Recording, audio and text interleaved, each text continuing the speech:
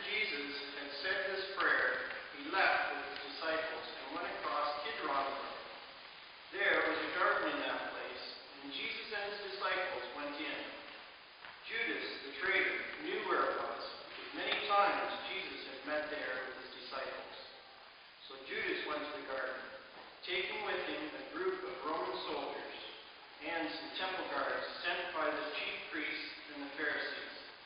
They were armed and carried lanterns and torches. Jesus knew everything that was going to happen to him, so he stepped forward and asked them, "Who is it you are looking for?" "Jesus of Nazareth," they answered. "I am he," he said. Judas, the traitor, was standing there with them. When Jesus said to them, "I am he," they moved back and fell to the ground.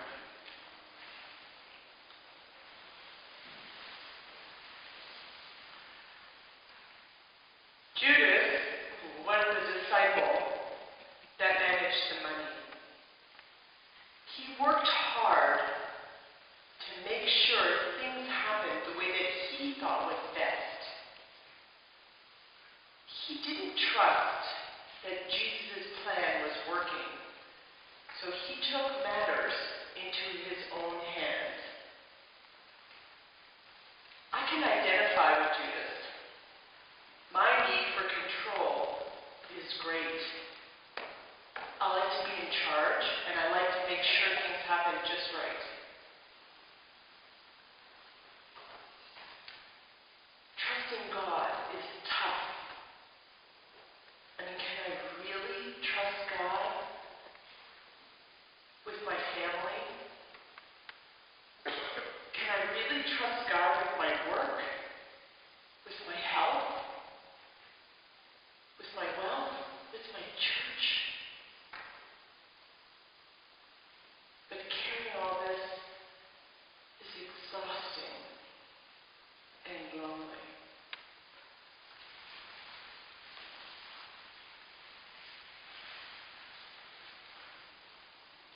Again, Jesus asked them, "Who is it you are looking for?"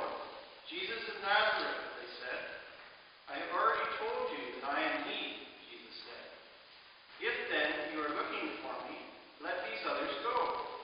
He said this so that what he had said might come true. "Father, I have not lost even one of those you gave me." Simon Peter, who had a sword, drew it and struck the high priest's slave, cutting off his right ear. The name of the slave was Malchus. Jesus said to Peter, "Put your sword back in its place.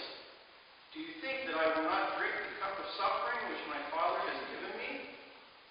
Then the Roman soldiers, with their commanding officer and the Jewish guards, arrested Jesus, tied him up, and took him first to Annas. He was the father-in-law of Caiaphas, who was high priest that year.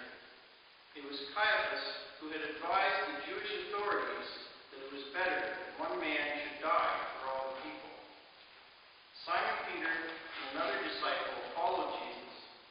That other disciple was well known to the high priest, so he went with Jesus into the courtyard of the high priest's house. While Peter stayed outside by the gate, then the other disciple went back out, spoke to the girl at the gate, and brought Peter inside. The girl at the gate said to Peter, "Aren't you also one of the disciples of that man?" "No, I am not," answered Peter. It was cold, so the servants and guards had built a charcoal fire and were standing around it, warming themselves. So Peter went over and stood with them, warming himself. The high priest questioned Jesus about his disciples and about his teaching. Jesus answered, "I have always spoken publicly to everyone. All my teaching was done in the synagogues and in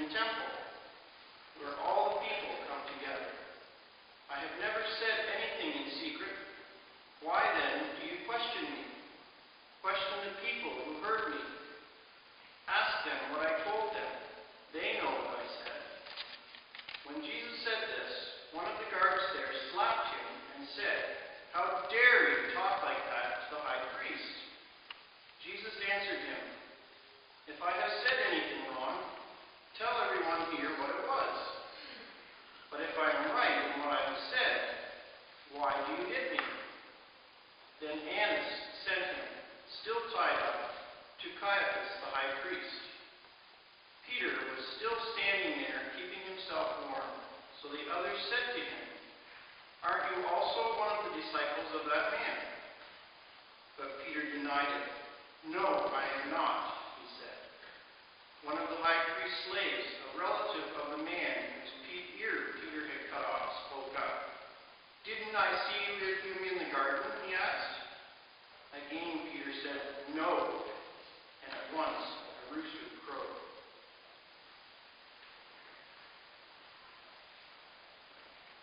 Peter stood there, warming himself, having just denied knowing Jesus, his close friend.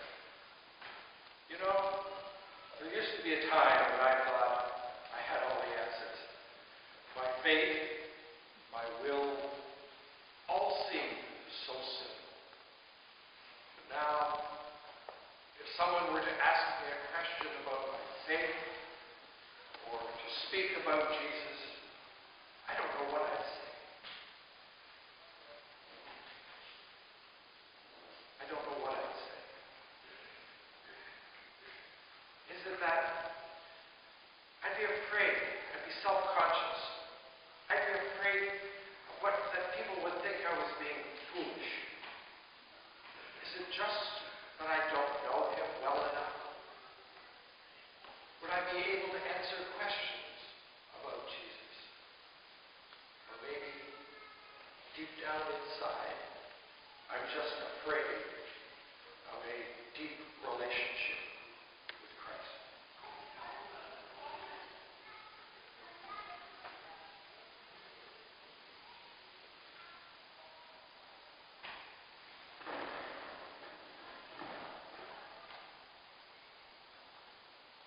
Early in the morning, Jesus was taken from Caiaphas' house to the governor's palace. The Jewish authorities did not go inside the palace, for they wanted to keep themselves ritually clean in order to be able to eat the Passover meal. So Pilate went outside to them and asked, "What do you accuse this man of?" Their answer was, "We would not have brought him to you if he had not committed a crime." Pilate said to them, "Then you yourselves take him and try him according to your own law." They replied, "We are not allowed to put anyone to death." This happened in order to make true what Jesus had said when he indicated the kind of death he would die. Pilate went back into the palace and called Jesus. "Are you the King of Jews?" he asked him. Jesus answered, "Does this question come from you, or have others told you about me?" Pilate replied, "Do you think I am a Jew? It was your own people and the chief priests who handed you over to me. What have you done?" Jesus said, "My kingdom does not belong to this world. If my kingdom belonged to this world, my followers would fight to keep me from being handed over to the Jewish authorities. No, my kingdom does not belong here." So Pilate asked him, "Are you a king then?" Jesus answered, "You say that I am a king. I was born and came into the world for this one purpose, to speak about the truth. Whoever belongs to the truth listens to me." "And what is truth?" Pilate asked.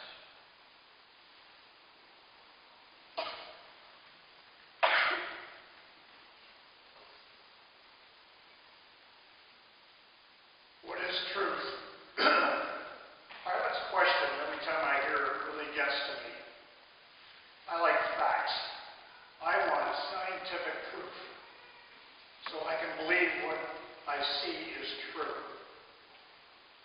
Was Jesus the Son of God, or was he just a good guy doing good things?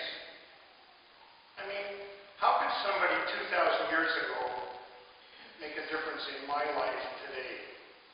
I think, to be honest, I use my questions to dodge the real issues. Questions keep things a safe distance away.